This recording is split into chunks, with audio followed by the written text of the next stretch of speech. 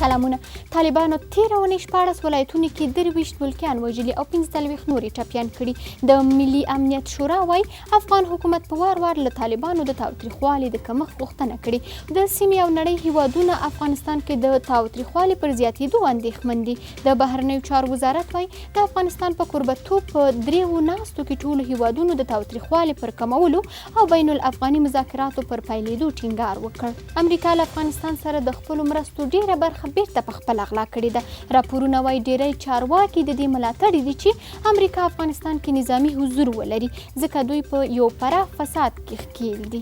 د عامې روغتیا وزارت وایي هیواد کې د کورونا وایرس 102 تازه مثبتې پیښې ثبت شوي او مړه شوو کسانو شمیر نږدې 1000 کسانو ته رسېدلی. او د ترکیې ولسمشر طیب اردوغان هایا صوفیه موزیم په جومات بدل کړ. د اتاتورک په واکمنۍ کې په 1940 کال کې هایا صوفیه چې هغه مهال جومات و په موزیم بدل شوی و.